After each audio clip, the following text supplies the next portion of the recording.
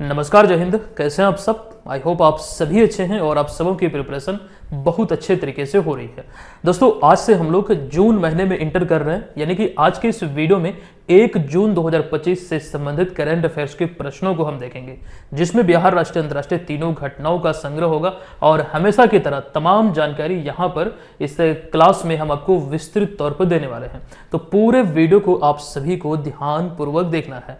अच्छा, जितने भी अभ्यर्थी हमसे पहली बार जुड़े हैं, आपको बता दूं, ये मूल रूप से बिहार के प्रतियोगी परीक्षाओं पर केंद्रित है। यहां से आप अपनी प्रिपरेशन को बिहार के प्रतियोगी परीक्षाओं के लिए बेहतर बना सकते हैं। चलिए सेशन की शुरुआत करते हैं। दरअसल उससे पहले पिछले वीडियो में एक प्रश्न मैंने आपसे पूछा था कि हाल ही में राष्ट्रपति द्रौपदी मुर्मू द्वारा पद्म पुरस्कारों का वितरण किया गया है। एक्चुअली जब घोषणा हुई थी गणतंत्र दिवस की पूर्व संध्या 2025 में 25 जनवरी को, और आपको ध्यान रखना है इसी के संदर्भ में यहाँ पर ये प्रश्न है, अभी पद्म पुरस्कारों का वितरण किया गया है, इस संबंध में निम्नलिखित में से कौन सा कथन सत्य है। अच्छा, पुरस्कारों का जो वितरण हुआ, कुल पद्म पुरस्कारों में 139 पुरस्कार थे, 2 चरणों में इसका वितरण हुआ है। ये जानकारी पिछले क्लास में, यानी कि पिछला वीडियो में हमने वहां पर आपको बतलाया था। अच्छा, यहाँ पर ध्यान रखिएगा, जो एक्चुअली ये प्रश्न था, इसमें राइट आंसर जो था ये होगा विकल्प नंबर डी, यानी कि उपयुक्त तीनों सत्य है। यहाँ पर देखिए 2025 में 139 विभूतियों को पद्म पुरस्कार से सम्मानित किया गया, जिनमें बिहार को लेकर 2 विकल्प यहाँ पर है कि बिहार कोकिला शारदा सिन्हा को मरणोपरांत पद्म विभूषण मिला और सुशील कुमार मोदी को मरणोपरांत पद्म भूषण पुरस्कार मिला। अतः यहाँ पर ये जो 3 विकल्प है ए, बी और सी, ये तीनों यहाँ पर सत्य है। फाइनल आंसर होगा विकल्प नंबर डी। ठीक है, चलिए आगे बढ़ते हैं। यहाँ पर वो सारी जानकारी जब इसको लेकर हम डिस्कस कर रहे थे, वो कंप्लीट जो एक प्रकार से संक्षेप में अगर हम बात करें, वो पूरा का पूरा ब्यौरा बिहार को लेकर यहाँ पर आपके बीच है। एक्चुअली अभी हम चर्चा किए कि 139 हस्तियों को सम्मानित किया गया, जिनमें कि आपको ध्यान रखना पद्म पुरस्कारों में 3 पुरस्कार है, एक पद्म विभूषण जिससे 7 को, फिर पद्म भूषण से 19 को, फिर पद्मश्री से 113 को सम्मानित किया गया। बिहार को इस वर्ष मिले पुरस्कारों में आपको ध्यान रखना है, पद्म भूषण मिला किन्हें? शारदा सिन्हा को, पद्म विभूषण शारदा सिन्हा को, फिर पद्म भूषण सुशील कुमार मोदी को, उसके बाद पद्मश्री में आप यहाँ पर देखेंगे किशोर कुणाल, भीम सिंह भवेश, निर्मला देवी, हेमंत कुमार और विजय नित्यानंद सुरेश्वर जी महाराज। अच्छा, ये तो नाम इंपॉर्टेंट है ही, साथ ही साथ किस चीज के लिए, मतलब किस क्षेत्र के लिए इन्हें सम्मान मिला है, वो चीजें यहाँ पर भी लिखी हुई है। तो अच्छी तरीके से सभी को पढ़िएगा, क्योंकि ये एक फेवरेट टॉपिक है। एग्जाम में यहाँ से समान रूप से देखा जाए तो प्रश्न बने ही बने हैं। पहले कई बार पूछा गया, 2023 में बीपीएससी वाले एग्जाम में यहाँ से प्रश्न पूछा गया था। ये चीज ध्यान आप लोग रखिएगा। अच्छा, हमारे करंट अफेयर्स के जितने भी स्टडी मटेरियल और नोट्स आदि होते हैं, आप बीएम ऑनलाइन लर्निंग एप्लीकेशन को प्ले स्टोर से डाउनलोड करके ये जो करंट अफेयर्स की कोर्स है, इसके माध्यम से एक नाम मात्र की फी पर प्राप्त कर सकते हैं। इस कोर्स की जो एक्चुअल फी है ये है 365 रुपये, मतलब पर ईयर का 1 रुपया प्रतिदिन के अनुसार यहाँ पर चीजें आपको मिलेगा। लेकिन जब आप इस कूपन कोड को अप्लाई करेंगे, खास करके नए अभ्यर्थी, तो यहाँ पर लगभग आपको 20% का एडिशनल डिस्काउंट मिल जाएगा। तो अभी जाइए, इसको डाउनलोड करके इस कोर्स को जरूर ज्वाइन कर लीजिए। कोई जानकारी चाहिए, इस हेल्पलाइन नंबर पे आप हमें व्हाट्सएप पे भी या फिर डायरेक्ट हमें कॉल भी कर सकते हैं।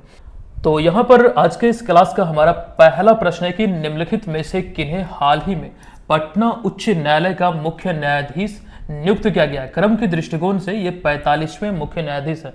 अच्छा, यहाँ पर देखिए ये मिस टाइपिंग हुआ, यहाँ पर है होना चाहिए, नियुक्त किया गया है, और जिन्होंने कार्यवाहक न्यायाधीश आशुतोष कुमार का स्थान लिया है। दरअसल आप सभी को मालूम है कि 44वें मुख्य न्यायाधीश कृष्णन विनोद चंद्रन थे। इनकी सेवानिवृत्ति के बाद कार्यवाहक न्यायाधीश के रूप में आशुतोष कुमार को नियुक्त किया गया था, लेकिन फाइनली अब 45वें न्यायाधीश के रूप में, एक्चुअली मुख्य न्यायाधीश के रूप में किन्हें नियुक्त किया गया, यही एक्चुअली यहाँ पर प्रश्न है। तो विकल्प नंबर सी इस प्रश्न का यहाँ पर राइट आंसर हो जाएगा, विकल्प नंबर सी, यानी कि विपुल मनोभाई पंचोली। आइए संबंधित तथ्यों को यहाँ से हम देखते हैं जो एग्जाम में पूछे जा सकते हैं। देखिए, न्यायमूर्ति विपुल मनोभाई पंचोली, जिन्हें तस्वीर में आप देख रहे हैं, इनको हाल ही में पटना उच्च न्यायालय का मुख्य न्यायाधीश नियुक्त किया गया है। एक तो ये नाम इंपॉर्टेंट है ही, लेकिन ये क्रम जरूर ध्यान रखिएगा। पटना हाईकोर्ट के ये 45वें मुख्य न्यायाधीश हैं। इंपॉर्टेंट इंपॉर्टेंट है। देखिए, वे अब तक गुजरात उच्च न्यायालय में थे और वे कार्यवाहक न्यायाधीश आशुतोष कुमार का स्थान लिए हैं। दरअसल जो कृष्णन विनोद चंद्रन के स्थान पर कार्यवाहक न्यायाधीश की भूमिका में थे, जो एक्चुअली अभी हम चर्चा कर रहे थे कि कृष्णन विनोद चंद्रन की अगर हम बात करें तो क्रम की दृष्टिकोण से 44वें मुख्य न्यायाधीश थे। इन्हीं का स्थान पर ये कार्यवाहक न्यायाधीश की भूमिका निभा रहे थे। और अभी हाल ही में गुजरात उच्च न्यायालय में कार्यरत जो न्यायाधीश हैं, नाम क्या है तो विपुल मनुभाई पंचोली। हालांकि ये गुजरात के ही रहने वाले हैं, ये भी ध्यान रखना है। जिस प्रकार से हमने ये आपको बताया था कि कृष्णन विनोद चंद्रन केरल के रहने वाले हैं, उसी प्रकार से इनके बारे में ध्यान रखिएगा, ये गुजरात के हैं। और एक्चुअली आशुतोष कुमार ये बिहार के हैं। यहाँ पर वो चीजें हालांकि हमने लिखा भी है। देखिए, अगला पॉइंट है कि विपुल मनुभाई पंचोली अहमदाबाद गुजरात के रहने वाले हैं। हालांकि इससे पहले जुलाई 2023 में पटना हाईकोर्ट में जज के रूप में वो सेवा दे चुके हैं, लेकिन अभी बतौर मुख्य न्यायाधीश अभी इनकी नियुक्ति हुई है। देखिए, यहाँ पर न्यायाधीश आशुतोष कुमार का जन्म की अगर हम बात करें तो 1 अक्टूबर 1966 को पटना में हुआ था। मूल रूप से ये बिहार के निवासी हैं। पटना हाईकोर्ट की स्थापना को लेकर कई बार एग्जाम में प्रश्न पूछा जाता है, या फिर इस प्रकार से घुमा के भी प्रश्न पूछा जाएगा आपको कि पटना हाईकोर्ट ने किस तिथि से अपना कार्य प्रारंभ किया था। ऐसी दोनों कंडीशन में आपको आंसर करना है 3 फरवरी 1916 को। देखिए, अगला पॉइंट है कि पटना उच्च न्यायालय के पहले मुख्य न्यायाधीश sir Edward Maynard Des Champs Chamier थे। जबकि यहां पर एक और पॉइंट हमने आपके बीच रखा है कि जबकि पंडित लक्ष्मीकांत झा स्वतंत्रता के बाद पटना उच्च न्यायालय के पहले भारतीय मुख्य न्यायाधीश नियुक्त हुए थे। तो ये भी एक अपने आप में इंपॉर्टेंट प्रश्न है। ये तमाम चीजों को यहां पर आपको ध्यान रखना पड़ेगा। चलिए, यहां पर हम आगे बढ़ेंगे अगले प्रश्न पे, लेकिन उससे पहले कुछ अतिरिक्त जानकारी। दरअसल पिछले साल हमने ये बतलाया था आपको, लेडी ऑफ जस्टिस यानी कि न्याय की देवी की एक नई प्रतिमा का अनावरण किया गया। एक्चुअली ये बदला गया, इसमें कुछ चेंजेस किया गया। इसका अनावरण हुआ था पिछले साल, वो चीजें यहां पर हम डिस्कस किए हैं आपके बीच। हालांकि ये आपको बतलाया जा चुका है, लेकिन मेरे नजर से एक्चुअली ये इंपॉर्टेंट है, इस वजह से इसकी चर्चा हमने किया है। यहां पर आप इस प्रतिमा को देख सकते हैं तस्वीर के माध्यम से। आइए जो पॉइंट लिखे हैं एक एक करके देखते हैं। पिछले साल 17 अक्टूबर 2024 को सुप्रीम कोर्ट ने लेडी ऑफ जस्टिस यानी कि न्याय की देवी की नई प्रतिमा का अनावरण किया था, जो आप यहां पर देख रहे हैं। हालांकि यह प्रतिमा परंपरागत रूप से पहले वाले से ये अलग है। दरअसल इस नई प्रतिमा में न्याय अंधा नहीं है का संदेश देते हुए या फिर देने के लिए उनकी आंखों पर लगी पट्टी, जो एक्चुअली काले रंग की पट्टी हुआ करती थी, आंखों पर बंदी होती थी, उसे अब हटा दिया गया है। महत्वपूर्ण बिंदु में यह ध्यान रखें, ये एक बदलाव है। दूसरा बदलाव यहां पर यह है कि दाहिने हाथ में संविधान ने तलवार की जगह ले ली। यहां पर आप देख सकते हैं एक पुस्तक है और इस हाथ में पहले तलवार हुआ करता था। अब यहां पर भारतीय संविधान, मतलब ये इंगित करते हुए ये इंगित कर रहा है कि भारतीय संविधान हाथ में है। और इसके साथ ही न्याय की देवी यानी कि लेडी ऑफ जस्टिस ने पश्चिमी सभ्यता की जो लिबास है यानी कि जो परिधान है अर्थात जो पोशाक है, उसके बजाय अब साड़ी पहनी हुई है। ये इसमें दर्शाया गया है, जो कि भारतीय संस्कृति की पहचान को इंगित करता है। तो ये चीजें खास करके इसमें मेजर डिफरेंस या फिर जो बदलाव हुए हैं वो देखने को मिलता है। सुप्रीम कोर्ट की चूंकि बात हुई है तो वर्तमान में सुप्रीम कोर्ट के, अच्छा यहां पर एक चीज ध्यान रखिएगा, 51वें मुख्य न्यायाधीश तो न्यायमूर्ति संजीव खन्ना है, लेकिन अब ये 52वें मतलब खास करके अब नए 52वें न्यायाधीश के रूप में किनकी नियुक्ति हुई है, चूंकि हमने हाल ही में पिछले क्लास में ही डिस्कस किया है। ये हम आप पे छोड़ रहे हैं, आपको हमें बताना है कि 52वें मुख्य न्यायाधीश के रूप में कौन नियुक्त हुए हैं। चलिए, अगला पॉइंट है कि पटना हाईकोर्ट के 45वें मुख्य न्यायाधीश विपुल मनुभाई पंचोली अभी हाल ही में नियुक्त हुए हैं, अभी जिसकी हम चर्चा कर रहे थे। अच्छा, 52वें मुख्य न्यायाधीश की जो हम बात कर रहे हैं, चलिए एक मैं हिंट आपको दे रहा हूं, इनके नाम में गवई है। आप लोग हमें जरूर बताइएगा कौन नियुक्त हुए हैं। चलिए आते हैं यहां पर अगले प्रश्न पे। देखिए, नीति आयोग की हालिया आयोजित 10वीं बैठक में बिहार सरकार की ओर से केंद्रीय योजनाओं में केंद्र सरकार से कितने प्रतिशत अंशदान की अनुरोध की गई है। जो केंद्र प्रायोजित योजनाएं होती है, खास करके राज्यों में जो संचालित होती है, वैसे योजनाओं में केंद्र सरकार का अंशदान कितना प्रतिशत मतलब करने का अनुरोध किया गया है बिहार सरकार के द्वारा। राइट आंसर होगा विकल्प नंबर डी, यानी कि 90% करने का अनुरोध किया गया है। आइए संबंधित तथ्यों को देखते हैं। देखिए, बिहार सरकार ने नीति आयोग की हालिया आयोजित गवर्निंग काउंसिल की 10वीं 10वीं बैठक में केंद्रीय योजनाओं में केंद्र सरकार से कम 90% यानी कि 90% अंशदान की अनुरोध किया है बिहार सरकार ने। हालांकि एक चीज समझिएगा कि अब तक बिहार सरकार को कुछ केंद्रीय योजनाओं में केंद्र सरकार द्वारा 60% तक का अनुदान, तो किसी में 50% का अनुदान दिया गया। ऐसी कई सारी योजनाएं हैं, हालांकि उतना मैं यहाँ पर नहीं लिख सकता, लेकिन बहुत सारी योजनाएं हैं, समय समय पर हम उसकी चर्चा करते हैं। विशेष रूप से ये ध्यान रखिए 50%, 60% मैक्सिमम तक अनुदान या फिर अंशदान एक प्रकार से बोल सकते हैं, यानी कि भागीदारी बोल सकते हैं, केंद्र सरकार की तरफ से देखने को मिलता है। अगला पॉइंट यहाँ पर एक है कि बिहार सरकार ने दरअसल 2047 में विकसित भारत का लक्ष्य निर्धारित किया है, जो कि भारत सरकार का विकसित भारत के लक्ष्य के अनुरूप है। जैसे हम चर्चा करते हैं नेट जीरो का भारत सरकार का लक्ष्य 2070 है, बिहार सरकार ने भी इसे संशोधित करते हुए 2070 रखा है, और उसी प्रकार से विकसित भारत का जो लक्ष्य है भारत सरकार का वो है 2047। तो बिहार सरकार ने भी विकसित बिहार का लक्ष्य 2047 रखा है, और यह लक्ष्य बिहार विजन 2047 योजना के तहत, जिसका उद्देश्य है कि सामाजिक, आर्थिक और सांस्कृतिक रूप से बिहार को सशक्त बनाना। और ऐसे में केंद्र सरकार द्वारा या फिर जिसको पूरा करने में केंद्र सरकार की मदद जो है, एक्चुअली जो हम अंशदान की बात कर रहे हैं, ये एक मील का पत्थर साबित होगा, इसमें एक बहुत बड़ी भूमिका निभाएगी। ठीक है, तो ये चीजें समझिएगा। खास करके अनुरोध किया गया है केंद्र सरकार से बिहार सरकार द्वारा। तो किस बैठक में? तो नीति आयोग की जो गवर्निंग काउंसिल की 10वीं बैठक है इसमें। अच्छा, चूंकि यहां पर बात हो रही है केंद्र की और राज्य की, तो ऐसे में केंद्र में नरेंद्र मोदी अभी सत्ता में है और बिहार में नीतीश कुमार, और ऐसे में दोनों महानुभाव के बारे में यहां पर हम एक इंपॉर्टेंट जानकारी आपको देने वाले हैं। बतौर यहां पर प्रधानमंत्री और बतौर मुख्यमंत्री सर्वाधिक बार झंडा फहराने का जो रिकॉर्ड है, इसको लेकर देखिए, बतौर प्रधानमंत्री सर्वाधिक बार झंडा फहराने का जो रिकॉर्ड है, ये देखिएगा 17 बार का सर्वाधिक रिकॉर्ड है जवाहरलाल नेहरू के नाम। इंदिरा गांधी 16 बार के साथ दूसरे स्थान पर है, लेकिन अभी हाल ही में आपको ध्यान रखना है कि 11 बार का रिकॉर्ड बना है। ये नरेंद्र मोदी अब तीसरे स्थान पर पहुंच चुके हैं, मनमोहन सिंह को पीछे छोड़ते हुए। लेकिन अगर बतौर मुख्यमंत्री एक्चुअली में बिहार में अगर हम बात करें तो पहले स्थान पर कौन है? नीतीश कुमार हैं, जो 18 बार बतौर मुख्यमंत्री गांधी मैदान में झंडा तोलन कर चुके हैं, झंडा फहरा चुके हैं। लेकिन ये रिकॉर्ड पहले किनके नाम था? अब ये हालांकि दूसरे स्थान पर पहुंच चुके हैं बिहार केसरी श्री कृष्ण सिंह। ये ध्यान रखिए, यहाँ पर सिंह शब्द छूट गया है। बिहार केसरी श्री कृष्ण सिंह, जो कि 14 बार तिरंगा फहराए हैं। तो इतनी जानकारी फिलहाल यहाँ पर आप लोग ध्यान रखिए। आते हैं अगले प्रश्न पे। ये भी नीति आयोग से ही संबंधित है कि नीति आयोग द्वारा हालिया जारी रिपोर्ट के आधार पर एमएसएमई सेक्टर का देश के सकल घरेलू उत्पाद में कितना प्रतिशत योगदान रहा है। देखिए, इसका जो राइट आंसर यह है विकल्प नंबर सी, यानी कि एमएसएमई का जो योगदान है सकल घरेलू उत्पाद में 29%, जो नीति आयोग की तरफ से रिपोर्ट आई है उसके आधार पर। वही चीज यहाँ पर लिखा गया कि नीति आयोग के द्वारा हाल ही में मध्यम उद्यमों के लिए नीति की रूपरेखा तैयार करने वाली, ये शीर्षक है। देखिए, मध्यम उद्यमों के लिए नीति की रूपरेखा तैयार करने वाली या फिर इस शीर्षक वाली एक रिपोर्ट जारी की गई है। रिपोर्ट के अनुसार ये ध्यान रखिए, एमएसएमई सेक्टर का देश के सकल घरेलू उत्पाद में 29% यानी कि 29% योगदान है। साथ ही 60% से अधिक कार्यबल को रोजगार प्रदान करता है। यहाँ पर एमएसएमई सेक्टर के सकल घरेलू उत्पाद में हम बात कर रहे हैं। अच्छा, रिपोर्ट में अगर इस रिपोर्ट की बात करें तो विशेष रूप से इस बात पर भी जोर दिया गया कि एमएसएमई सेक्टर के भीतर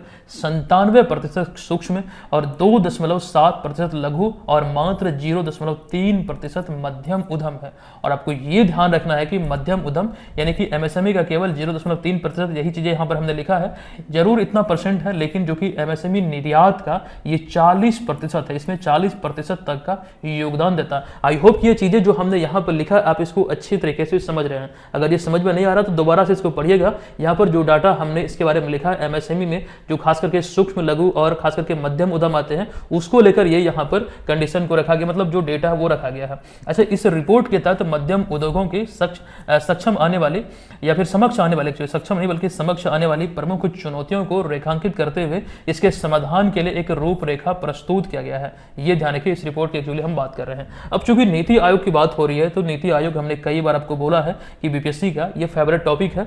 इसमें कई बार प्रश्न पूछे गए स्थापना को लेकर, अध्यक्ष को लेकर और सीईओ को लेकर, और नीति आयोग में नीति का फुल फॉर्म क्या है, ये सभी प्रश्न जब से स्थापना हुई है 1 जनवरी 2015 को ये पूछे जा चुके हैं। नीति आयोग में नीति का फुल फॉर्म होता है national institution for transforming India. दरअसल ये योजना आयोग के स्थान पर 1 जनवरी 2015 को गठित हुआ था। योजना आयोग अस्तित्व में आया था कब, तो 1950 में।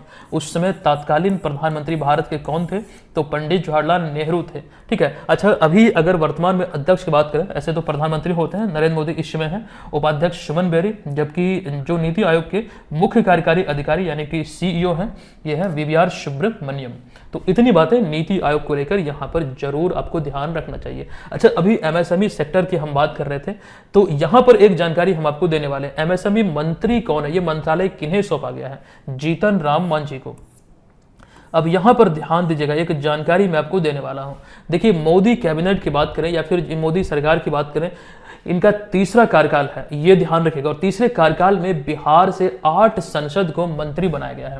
देखिए, इससे पहले कार्यकाल में 2014 में बिहार से 7 सांसद को मंत्री बनाया गया था, फिर 2019 में 6 को, ये चीजें यहां पर हमने लिखा है। लेकिन तीसरा कार्यकाल में 8 सांसद को जो मंत्री बनाया गया, इसमें 4 हैं राज्य मंत्री और 4 कैबिनेट मंत्री हैं। कैबिनेट मंत्री में चिराग पासवान, जीतन राम मांझी, गिरिराज सिंह और राजीव रंजन सिंह है। ये चीजें जरूर ध्यान रखिएगा, बहुत इंपॉर्टेंट है। एग्जाम में यहां से प्रश्न बनने की एकदम संभावना है, निश्चित तौर पर पूछे जाने की संभावना है। देखिए, ये पूछा जाए या नहीं जाए वो अलग बात है, लेकिन जो इंपॉर्टेंट चीजें हैं वो हमें पढ़ना पड़ेगा, याद रखना पड़ेगा।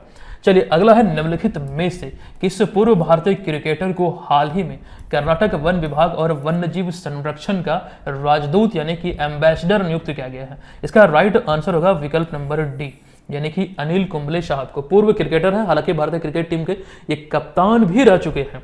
अब यहां पर आपको बता दूं कि कर्नाटक सरकार ने हाल ही में पर्यावरण जागरूकता साथ साथ संरक्षण प्रयासों को बढ़ावा देने की दिशा में एक महत्वपूर्ण कदम उठाते हुए भारतीय क्रिकेट टीम के पूर्व कप्तान अनिल कुंबले को, जिन्हें आप यहां पर देख रहे हैं कि कर्नाटक के राज्य वन विभाग और वन्यजीव संरक्षण का ब्रांड एम्बेसडर नियुक्त किया। दरअसल वे पर्यावरण और वन्यजीवों की सुरक्षा और संरक्षण के प्रति जागरूकता फैलाने की दिशा में कार्य करेंगे।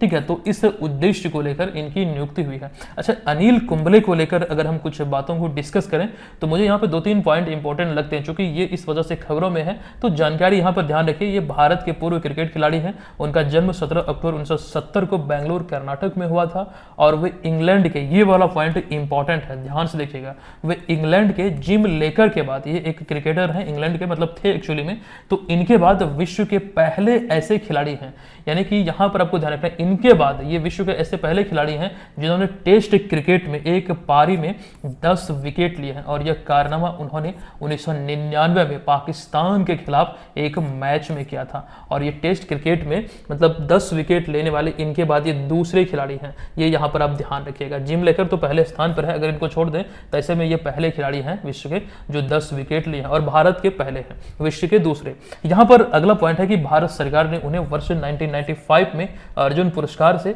और फिर वर्ष 2005 में देश के चौथे सर्वोच्च सम्मान पद्मश्री से सम्मानित किया था। तो अनिल कुंबले को लेकर इतनी बातें यहां पर विशेष रूप से आप ध्यान रखिए। चलिए आते हैं अगले प्रश्न पे। देखिए, सुहल एक जगह है जर्मनी में। देखिए, यहीं पर आयोजित ISSF जूनियर विश्व कप 2025 जो कि चरण 1 है, इसके तहत पदक तालिका में भारत कौन से स्थान पर रहा। जो प्रतियोगिता का चरण 1 यहाँ पर सुहल जर्मनी में आयोजित हुआ, भारत यहाँ पर इस पदक तालिका में प्रथम स्थान पर रहा और ये एक बड़ी उपलब्धि दर्ज हुई। विकल्प नंबर ए यहाँ पर इस प्रश्न का राइट आंसर है। देखिए, ISSF जूनियर विश्व कप 2025 का पहला चरण जो है 19 से लेकर 27 मई 2025 तक सुहल जर्मनी में आयोजित किया गया था। प्रतियोगिता में भारत 3 स्वर्ण 4 रजत और 4 कांस्य पदक अर्थात कुल मिलाकर 4 3 7 4 11 यानी कुल 11 पदक हासिल कर पदक तालिका में शीर्ष स्थान पर रहा, यानी कि पहले स्थान पर रहा। और जो यहाँ पर एक्चुअली 3 स्वर्ण 3 रजत और 3 कांस्य की हम बात कर रहे हैं वो कंप्लीट जानकारी, जैसे गोल्ड मेडल यहाँ पर 3 आपको दिखेंगे, वहीं पर सिल्वर मेडल की बात करें तो यहाँ पर आपको 4 दिखेंगे और फिर ब्रॉन्ज मेडल में भी यहाँ पर 4 आपको मेडल दिखेंगे। तो ये नाम के साथ ये मेडल किस मतलब खेल में मिला है, ये किस कैटेगरी में मिला है, वो चीज़ें यहाँ पर हमने दर्शा दिया है। और मुझे लगता है कि यहाँ से प्रश्न बनता है, क्योंकि पहले वही कई बार इस तरह के प्रश्न बने हैं। जैसे मान लीजिए यहीं पर आपसे एक प्रश्न पूछा जाएगा कि संभवी सरवंत क्षीरसागर ने महिलाओं की 10 मीटर राइफल में कौन सा पदक जीता, तो ऐसे में स्वर्ण पदक, 3 स्वर्ण मिला यहाँ पर भारत को, ये चीजें ध्यान रखिए। अच्छा, ये इसका पहला चरण है जो कि 19 से लेकर 27 मई 2025 तक सुहल जर्मनी में आयोजित हुआ, जबकि इसका दूसरा यानी कि अंतिम चरण जो है ये आपको ध्यान रखना 24 सितंबर से 2 अक्टूबर 2025 तक भारत की मेजबानी में नई दिल्ली में आयोजित होगा। ठीक है, ये इसका दूसरा चरण होगा और फाइनल चरण होगा। फिलहाल यहाँ पर इतनी बातें ध्यान रखें। अब आते हैं अगले प्रश्न पे। देखिए, छठा प्रश्न है कि सड़क सुरक्षा को बढ़ावा देने के उद्देश्य निम्नलिखित में से किस राज्य सरकार ने हाल ही में राहवीर नामक योजना की मंजूरी दी है। देखिए, इस प्रश्न का जो राइट आंसर है, इसकी मंजूरी अभी हाल ही में दिया गया है। एक सेकंड, इसका राइट आंसर हो जाएगा विकल्प नंबर ए, यानी कि मध्य प्रदेश। मध्य प्रदेश सरकार के द्वारा मंजूरी दिया गया है। हालांकि यहाँ पर आपको बता दूं कि इस तरह की राहवीर योजना जो मतलब इस तरह, अच्छा पहले इसको हम डिस्कस कर लेते हैं फिर आपको बताएंगे। देखिए, मध्य प्रदेश सरकार ने हाल ही में सड़क सुरक्षा को बढ़ावा देने और दुर्घटनाओं के दौरान समय पर सहायता प्रदान करने के लिए केंद्र सरकार के पहल के अनुरूप राहवीर योजना की मंजूरी दी है, जिसके अंतर्गत दुर्घटना के शिकार व्यक्ति को प्राथमिक स्वास्थ्य केंद्र तक ले जाने वाले यानी कि हॉस्पिटल तक पहुंचाने वाले व्यक्ति को सरकार की तरफ से 25,000 रुपये का प्रोत्साहन राशि दिया जाएगा। और यह पहल सड़क सुरक्षा साथ साथ जन भागीदारी के महत्व को लोगों के प्रति जागरूक करने तथा सड़क दुर्घटना के समय प्राथमिक उपचार सुनिश्चित करने की दिशा में किया गया या फिर इसके लिए किया गया है। तो इस तरह की अभी हाल ही में योजना को मंजूर दिया है मध्य प्रदेश सरकार ने। हालांकि इसी तरह की केंद्र सरकार की एक योजना है, इसी के अनुरूप अभी झारखंड सरकार ने भी इस तरह की योजना को लागू करने की बात कही है। हालांकि लागू अभी कहां पर हुआ है जो अभी हम जानकारी दे रहे हैं, तो मध्य प्रदेश में। तो फिलहाल यहाँ पर इतनी बातें आपको ध्यान रखना है। यहाँ पर क्या हमने लिखा कि प्रोत्साहन स्वरूप 25,000 रुपये की राशि मिलेगी। तो ये कंडीशन वगैरह जो भी चीजें हैं इसको लेकर ध्यान रखिए। अच्छा, आगे बढ़ते हैं उससे पहले एक जानकारी आप सबको दे दूं। दरअसल 71वीं बीपीएससी एग्जाम की जो आधिकारिक नोटिफिकेशन है वो अब जारी हो चुकी है, और ऐसे में हमने ये अनुभव करते हुए इसका टेस्ट सीरीज भी, यानी कि हमने पूर्वानुमान किया था कि एग्जाम जल्द ही आयोजित होगा और इसका टेस्ट सीरीज भी लॉन्च किया था। आप लोगों को मालूम है कि 70 फुल लेंथ टेस्ट हम आपको देने वाले हैं 71वीं बीपीएससी एग्जाम के लिए, और 70 में से छठा जो प्रैक्टिस सेट है वो आज आपको यानी कि 1 जून 2025 को आज शाम 9 बजे आपको मिलेगा। जो लोग ऑलरेडी इस कोर्स को लिए हुए हैं, निर्धारित समय पर आप इसमें पार्टिसिपेट करेंगे। अच्छा, इसको लेकर ये ध्यान रखिएगा कि ऑनलाइन जो आवेदन की प्रक्रिया है वो कल से शुरू हो रही है और 30 जून तक ये चलेगी। तो जो लोग एग्जाम की प्रिपरेशन में लगे हैं, आप ध्यान रखिए, सबसे पहले मतलब समय निकाल के फॉर्म अप्लाई जरूर कर दीजिएगा। तो जो लोग इसे ज्वाइन किए हुए हैं, निर्धारित समय पर इसमें आप लोग भाग लेंगे। और आपको ये ध्यान रखना, जो अभी तक नहीं ज्वाइन करे हैं, आप इस कोर्स को, एप्लीकेशन को डाउनलोड कीजिए, बीएम ऑनलाइन लर्निंग एप्लीकेशन को, इसको ज्वाइन कीजिए, ये कूपन कोड अप्लाई कीजिएगा। तो यहाँ पर आपको जैसे एक्चुअल फी 399 है, आपको यहाँ पर एडिशनल डिस्काउंट मिलेगा। इस कोर्स में यहाँ पर आपको ये तमाम चीजें मिल जाएगी। और करंट अफेयर्स का जो हमारा एक अलग से कोर्स चलता है, ये भी आपको इसी में मिल जाएगा। यानी कि प्रीलिम्स एग्जाम की तैयारी यहाँ से आपकी बेहतर तरीके से होगी, आपको कहीं भटकने की बिल्कुल आवश्यकता नहीं है, वो चीजें यहाँ पर आपको प्रॉपर वे में मिलेगी। देखिए, एक जानकारी और, जो पिछला टेस्ट हुआ था 25 मई को, दरअसल यहाँ पर देखिए टॉप रैंक होल्डर को अगर हम देखें तो इसमें जो खास करके पहले स्थान पर रहा 115.87 स्कोर के साथ अंकिता सिंघानिया। तो ये चीज ध्यान रखिए, कट ऑफ बहुत हाई जाने वाला है और आप लोग अपनी प्रिपरेशन को बेहतर करने की दिशा में टेस्ट सीरीज अगर ज्वाइन करते हैं तो ये एक बेहतरीन स्ट्रेटजी होगी। आप लोगों को जरूर ज्वाइन करना चाहिए। और मैं पुनः आप लोगों को बोलता हूं, जो इसे ज्वाइन किए हुए हैं, निर्धारित समय पर जरूर पार्टिसिपेट कीजिएगा। अच्छा, अगर आपका कोई सेट छूट भी चुका तो घबराइए नहीं, इसमें आपको मतलब पार्टिसिपेट करने का ऑप्शन मिलता है, बाद में भी आप इसमें भाग ले सकते हैं। इसका पीडीएफ भी आपको मिलता है। चलिए, निम्नलिखित में से किस राज्य या फिर केंद्र शासित प्रदेश ने हाल ही में अपने रेलवे नेटवर्क का 100% विद्युतीकरण हासिल किया है? ये अभी हासिल किया है गुजरात सरकार ने या फिर गुजरात में रेलवे नेटवर्क ने। विकल्प नंबर बी इस प्रश्न का राइट आंसर हो जाएगा। आपको बता दो कि हाल ही में गुजरात ने अपने रेलवे नेटवर्क का 100% विद्युतीकरण हासिल किया है। इसके साथ ही गुजरात ऐसा करने वाला देश का 24वां राज्य या फिर केंद्र शासित प्रदेश बन गया।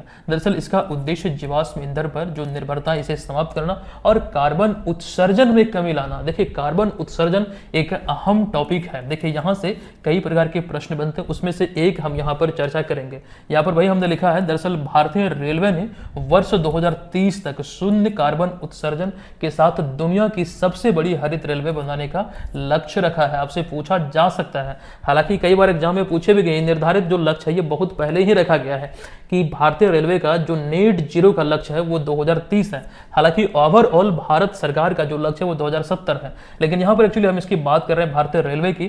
तो एक जानकारी और आपको दे दें कि भारतीय रेलवे नेटवर्क का 100% विद्युतीकरण करने के उद्देश्य केंद्रीय रेलवे विद्युतीकरण संगठन यानी कि कोर की जो स्थापना है ये 1979 में की गई थी। इसका मुख्यालय प्रयागराज उत्तर प्रदेश में है। जो खास करके नेट जीरो का जो लक्ष्य है ये इसी समय मतलब इस संगठन के स्थापना के पश्चात मतलब हुआ था।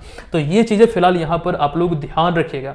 अब नेट जीरो की बात हो रही है, तो अगर हम भारत सरकार की नेट जीरो के लक्ष्य की बात करें तो 2070 है, और इस लक्ष्य को पूरा करने में आपको ध्यान रखना है ये काफी मदद करेगा भारतीय रेलवे। जो भारतीय रेलवे 2030 तक नेट जीरो को हासिल करेगा, तो भारत सरकार का जो लक्ष्य है ओवरऑल इसमें काफी अहम ये रोल प्ले करेगा। हालांकि भारत सरकार के अनुरूप भी बिहार सरकार का नेट जीरो का लक्ष्य है।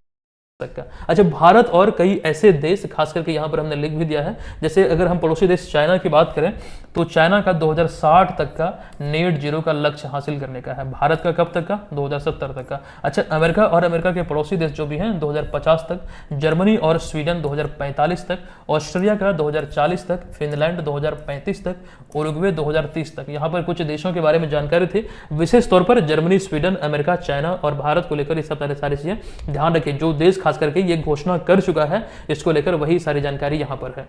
चलिए आते अगले प्रश्न पे। निम्नलिखित में से या फिर हाल ही में किस राज्य सरकार ने अंतरराष्ट्रीय स्तर पर अंतरिक्ष क्षेत्र में सहयोग को बढ़ावा देने के उद्देश्य अंतरिक्ष औद्योगिक नीति अंतरिक्ष औद्योगिक नीति की मंजूरी दी है?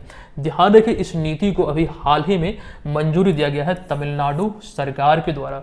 अतः विकल्प नंबर ए यहां पर इस प्रश्न का राइट आंसर होगा। देखिए यहाँ पर हमने वही लिखा कि तमिलनाडु राज्य सरकार द्वारा हाल ही में अंतर्राष्ट्रीय स्तर पर अंतरिक्ष क्षेत्र में सहयोग को बढ़ावा देने के उद्देश्य अंतरिक्ष औद्योगिक नीति की मंजूरी दी गई है। और इसके साथ ही तमिलनाडु, आप ध्यान रखना है आपको कि इस तरह की औद्योगिक नीति को मंजूरी देने वाला तीसरा राज्य बन गया। अब आपके मन में सवाल उठता होगा, इससे पहले दो राज्य कौन से हैं जो औद्योगिक अंतरिक्ष नीति को मंजूरी दिया है? तो कर्नाटक पहला और गुजरात दूसरा है। ठीक है। अच्छा, यहाँ पर एक बात यह ध्यान रखिए, दरअसल केंद्र सरकार ने वर्ष 2023 में भारतीय अंतरिक्ष नीति यानी कि इंडियन स्पेस पॉलिसी 2023 जारी की थी, और यह इसी के अनुरूप है जो अभी हाल ही में तमिलनाडु सरकार ने इसको मंजूरी दिया है। दरअसल यहाँ पर एक पॉइंट ये भी आप ध्यान रखेंगे, जो कि केंद्र सरकार ने 2023 में अंतरिक्ष क्षेत्र में निजी क्षेत्र की भागीदारी और अंतरिक्ष क्षमताओं को बढ़ाने के उद्देश्य की थी। मतलब यहाँ पर अंतरिक्ष यानी कि भारतीय अंतरिक्ष नीति जो 2023 में आई थी, इसको लेकर यहाँ पर हम बात कर रहे हैं। निजी क्षेत्र की जो भागीदारी है उसको बढ़ाने को लेकर, प्रोत्साहित करने को दिशा में किया गया था, और इसी के अनुरूप यहाँ पर तमिलनाडु सरकार ने मंजूरी दिया है। यहाँ पर आगे हमने लिखा कि इस नीति के तहत तमिलनाडु राज्य सरकार द्वारा अंतरिक्ष क्षेत्र के लिए डिजाइन, विकास और वैश्विक क्षमता केंद्र स्थापित करने वाली कंपनियों को सब्सिडी प्रदान की जाएगी, ऐसी अभी घोषणा हुई है जो मंजूरी दी गई उसमें। अच्छा, इसके तहत तमिलनाडु सरकार का अगले 5 सालों में 10,000 करोड़ रुपए का निवेश आकर्षित करना और 10,000 से अधिक रोजगार का सृजन करने का लक्ष्य है। तो ये चीजें संबंधित है अभी तमिलनाडु में जो अंतरिक्ष औद्योगिक नीति को मंजूरी दिया गया है उससे। अगला प्रश्न है, केंद्र सरकार द्वारा हाल ही में भारत में 5वीं पीढ़ी के लड़ाकू विमान एडवांस मीडियम कॉम्बैक्ट एयरक्राफ्ट के निर्माण की मंजूरी दी गई है। इसे किस वर्ष तक भारतीय वायुसेना और नौसेना में शामिल किया जाएगा? इसका राइट जो आंसर होगा ये होगा विकल्प नंबर सी, यानी कि वर्ष 2035 तक। आपको बता दूं यहाँ पर वो चीजें डिस्कस किया, मतलब हमने लिखा है विस्तृत तौर पर कि केंद्र सरकार मतलब केंद्रीय रक्षा मंत्री राजनाथ सिंह ने हाल ही में 5वीं पीढ़ी के स्वदेशी स्टील्थ लड़ाकू विमान के निर्माण को मंजूरी दी है। और ये ध्यान आपको रखना है कि हालांकि रक्षा अनुसंधान विकास संगठन यानी कि DRDO इसके model advance medium combat aircraft के डिजाइन पर पहले से ही काम शुरू कर चुका है। दरअसल इसे वर्ष 2035 तक भारतीय वायुसेना और नौसेना में शामिल किया जाएगा। जाएगा, ये लक्ष्य अभी निर्धारित किया गया है। हालांकि आपको ये ध्यान रखना है कि वर्तमान में सिर्फ 3 ऐसे देश हैं जिसमें अमेरिका, रशिया और चाइना, जिसके पास 5वीं पीढ़ी का ये स्टील्थ लड़ाकू विमान है। दरअसल इस विमान के डिजाइन और विकास के लिए अप्रैल 2024 में कैबिनेट समिति ने 15,000 करोड़ रुपए की मंजूरी दी थी। पिछले साल ये जानकारी हमने आपको दिया था, क्योंकि ये अभी खबरों में है, तो ये यहाँ पर जरूर ध्यान रखिए, इसी को लेकर ये मंजूरी दिया गया था 15,000 करोड़ रुपए को लेकर। अच्छा, अगला यहाँ पर पॉइंट है कि यह एडवांस मीडियम कॉम्पैक्ट एयरक्राफ्ट 65,000 से अधिक ऊंचाई तक उड़ान भरने में सक्षम है, या फिर यहाँ तक उड़ान भर सकेगा। हालांकि यहाँ पर कई जगहों पर 55,000 भी आपको दिखेगा। मैंने कई स्रोत में देखा 55,000 है, लेकिन कई स्रोत में 65,000 भी है। मतलब जो उड़ान क्षमता ये 65,000 या फिर 55,000 फीट है, तथा सभी प्रकार के मौसम में ये उड़ान भर सकने में सक्षम होगा। इसकी खास विशेषता यहाँ पर यह होती है, जो एक्चुअली हम बात कर रहे हैं स्टील्थ लड़ाकू विमान की, तो इसमें रडार से बचने की क्षमता होती है, ताकि कोई भी दुश्मन इनकी मौजूदगी का आसानी से पता ना लगा पाए। यानी कि ये छुपा रुस्तम होता है एक प्रकार का, रडार को भी ये चकमा दे सकता है। तो ये चीजें ध्यान रखिए, ऐसा करने वाला अमेरिका, रशिया और चाइना के बाद अपना देश चौथा देश हो जाएगा, जब ये 2035 में शामिल हो जाएगा भारतीय वायुसेना और नौसेना में। हालांकि कार्य प्रारंभ हो चुका है, डीआरडीओ ने इसका मॉडल जो खास करके इसको पहले से डिजाइन करने पर काम मतलब शुरू भी कर दिया है। चलिए, अगला प्रश्न है कि निम्नलिखित में से कौन हाल ही में Monaco grand prix formula 2 race जीतने वाले पहले भारतीय रेसर बने हैं। इनका नाम है, हालांकि ये बेंगलुरु के रहने वाले हैं, कुश मैनी, बेंगलुरु कर्नाटक। ये अभी ऐसे पहले रेसर बने हैं जिन्होंने मोनाको ग्रैंड प्रिक्स फार्मूला 2 जो रेसिंग प्रतियोगिता है ये अपने नाम किया। इन्हें आप यहाँ पर तस्वीर में देख सकते हैं। आपको बता दूं, ये 25 वर्षीय हैं भारतीय रेसर कुश मैनी, जिन्होंने हाल ही में Monaco grand prix formula 2 race जीतकर इतिहास रच दिया। और इसके साथ ही वे इस प्रतिष्ठित मोनाको ग्रैंड प्रिक्स में फार्मूला 2 रेस जीतने वाले पहले भारतीय बन गए। और वे खास करके कुश मैनी की जो हम बात कर रहे हैं, ये बेंगलुरु कर्नाटक के रहने वाले हैं। तो फिलहाल यहाँ पर इतनी जानकारी, लेकिन है बहुत इंपॉर्टेंट, नाम ध्यान रखिएगा कहाँ के रहने वाले हैं, और ये प्रतियोगिता को जीतने वाले पहले भारतीय बने हैं। अतः विकल्प नंबर ए यहां पर राइट आंसर है। अगला प्रश्न है कि हालिया घोषणा के अनुसार मेक इन इंडिया पहल के तहत देश की पहली प्राइवेट सेक्टर की वायु सेवा हेलीकॉप्टर असेंबली यूनिट का निर्माण कहां पर किया जाएगा। देखिए, इसका जो राइट आंसर है विकल्प है उत्तर प्रदेश, हरियाणा, कर्नाटक और लखनऊ। इसमें राइट आंसर है विकल्प नंबर सी, यानी कि कर्नाटक में। देखिए, यहां पर आपको बता दूं कि देश की पहली प्राइवेट सेक्टर की वायुसेना हेलीकॉप्टर असेंबली यूनिट का जो निर्माण है ये कर्नाटक में एक जगह कोलार, कर्नाटक के कोलार जिले में बेमलग इंडस्ट्रियल एरिया में किया जाएगा। ये यहाँ पर आप लोग बेमलग नहीं बल्कि बेमगल इंडस्ट्रियल एरिया में किया जाएगा। और यह यूनिट जो है यूरोपीय कंपनी एयरबेस और साथ साथ टाटा समूह की एरोस्पेस शाखा Tata advance the system limited द्वारा मिलकर बनाई जाएगी। इसके संयुक्त तत्वाधान में ये खास करके ये संचालित होगा, ये बनाया जाएगा, जो कि भारत सरकार की मेक इन इंडिया पहल के तहत स्थापित किया जाएगा, जिसका उद्देश्य जो होगा ये एरोस्पेस निर्माण में आत्मनिर्भरता हासिल करना होगा। तो कुल मिला के बात यहाँ पर यह है, ये पहली प्राइवेट सेक्टर की वायुसेना की हेलीकॉप्टर असेंबली यूनिट का निर्माण को लेकर ये बातें कही जा रही है। ठीक है, ये पहला है और ऐसे में ये इंपॉर्टेंट है। देखिए, यह फ्रांस, अमेरिका और ब्राजील के बाद दुनिया का ऐसा चौथा संयंत्र होगा जो खास करके देश में मतलब प्राइवेट सेक्टर को लेकर मतलब ये चीजें मतलब निर्माण किया जाएगा। तो ऐसा मतलब करने वाला इसके बाद अगर देखें तो ये चौथा संयंत्र होगा फ्रांस, अमेरिका और ब्राजील के बाद। अच्छा, अगला पॉइंट है कि इस यूनिट में भारतीय वायुसेना के लिए H-125 हेलीकॉप्टर का निर्माण किया जाएगा, जो कि एयरबेस का सबसे अधिक बिकने वाला, अच्छा एयरबेस यहाँ पर हमने लिखा है कि यूरोपीय कंपनी एयरबेस, ठीक है, तो इसका सबसे अधिक बिकने वाला हेलीकॉप्टर है। एक्चुअली इसी का यहाँ पर निर्माण किया जाएगा, जो एक्चुअली यहाँ पर आप तस्वीर में देख रहे हैं। तो ठीक है, इतनी जानकारी यहाँ पर ध्यान रखिए। आते हैं अगले प्रश्न पे। रक्षा अनुसंधान और विकास संगठन यानी कि डीआरडीओ द्वारा निम्नलिखित में से कहां क्वांटम प्रौद्योगिकी अनुसंधान केंद्र की स्थापना की गई है, जिसका उद्घाटन डीआरडीओ के अध्यक्ष डॉक्टर समीर वी कामत के द्वारा किया गया है। तो अभी हाल ही में क्वांटम प्रौद्योगिकी अनुसंधान केंद्र की स्थापना दिल्ली में किया गया मेटकॉफ हाउस में। अतः विकल्प नंबर ए यहाँ पर इस प्रश्न का राइट आंसर हो जाएगा। तो आज के इस वीडियो में 12 महत्वपूर्ण प्रश्नों को हमने देखा और सारे प्रश्नों को लेकर डिटेल इंफॉर्मेशन हमने जो आपको दिया है इतनी मेहनत से, आप लोग जरूर ध्यान रखिए, पढ़िए इसको। अच्छा, जो लोग पूरी निरंतरता के साथ क्लासेस को नहीं फॉलो करते हैं, मैं आपको सजेस्ट करता हूं कि पूरी मतलब निरंतरता के साथ एक समय निर्धारित करते हुए क्लासेस को आप लोग जरूर फॉलो कीजिए। अच्छा, आज के इस वीडियो का ये प्रश्न है, आपको कमेंट बॉक्स में हमें बताना इसका राइट आंसर क्या होगा। अच्छा, जो जानकारी हमने आपको दिया था, सभी मटेरियल करंट अफेयर्स का आप इस कोर्स से ले सकते हैं। और आपको ये ध्यान रखना है, और जो टेस्ट सीरीज को लेकर हमने बताया था, अगला test paper practice set number 6 आज आपको यानी कि 1 जून 2025 को शाम के 9 बजे आपको कोर्स में दिखेगा। टेस्ट सीरीज में जाएंगे, वहां पर आपको दिखेगा और आप सभी लोग पार्टिसिपेट करेंगे। ध्यान रखिए 9 बजे से आपका टेस्ट है। जो लोग अभी तक इसे ज्वाइन नहीं कर पाए हैं, आप इस कोर्स को ले लीजिएगा। इस कोर्स में तमाम चीजें मिल जाएगी। इसी में भी जो टेस्ट सीरीज लॉन्च हुई है, इसका आप भरपूर लाभ उठा पाएंगे। आपको जो एप्लीकेशन पे जो चीजें मिलेंगी उससे आप तो तैयारी कर ही पाएंगे, लेकिन जो एप्लीकेशन का आईडी और पासवर्ड होगा, आप चाहे तो टेस्ट को कंप्यूटर पीसी पर भी देख सकते हैं। रियल टाइम जो फील है टेस्ट का, वो आप ले पाएंगे। प्रॉपर टेस्ट वाले फील वहां पर आएगा। खास करके कंप्यूटर पीसी है तो वहां पर भी दे सकते हैं, अन्यथा मोबाइल से भी टेस्ट दीजिए। पीडीएफ भी डाउनलोड कर सकते हैं, 2 पीडीएफ मिलता है। ये तमाम चीजें आपको इसी कोर्स में मिलेगी। ठीक है, जो लोग इच्छुक हैं जरूर ज्वाइन कीजिए, जो ज्वाइन किए हुए हैं जरूर पार्टिसिपेट कीजिएगा। अच्छा, कुछ भी जानकारी चाहिए तो हमारे हेल्पलाइन नंबर पर जरूर संपर्क कीजिएगा। हम मिलते हैं आपसे नेक्स्ट वीडियो में, तब तक के लिए धन्यवाद। जय हिंद।